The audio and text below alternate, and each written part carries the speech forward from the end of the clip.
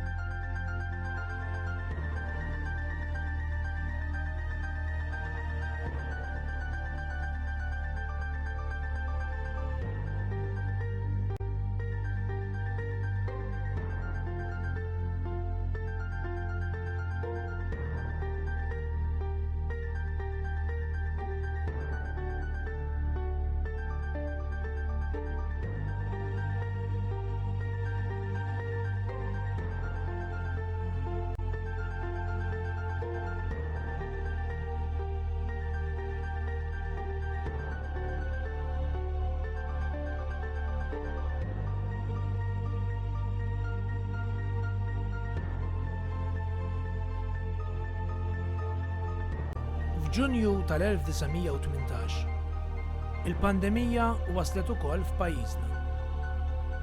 Fis-sentejn ta' wara f'Malta mietu mijiet ta' nies bl-influwenza Spanjola u madwar id-dinja iktar minn 50 miljun ruħ tilfu ħajjithom.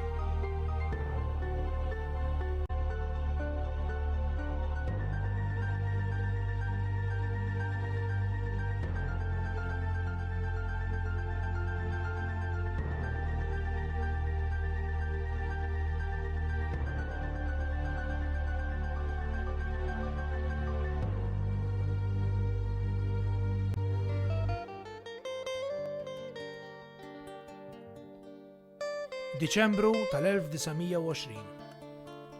F'Malta li kienet għadha ħierġa mill-pandemija, l-ispirtu tal-miliet ftit li xejn kien jinħass.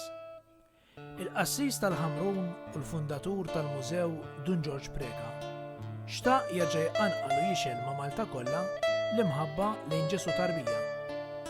Xtaq jagħti t-tama lil poplu fqiru makus iżda li qatt ma ċeda.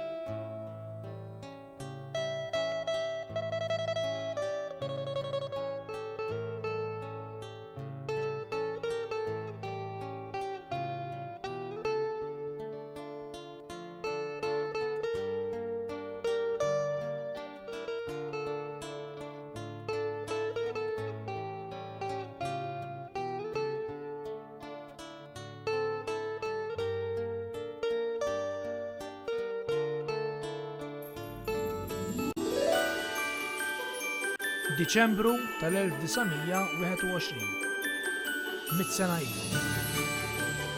Dun George Preka, saċerdot ta' 41 sena, kif kien miġbur mal-membri tal-mużew, is-soċjetà li kien waqqaf 14 sena qabel ħabbrilhom xi ħaġa ġdida.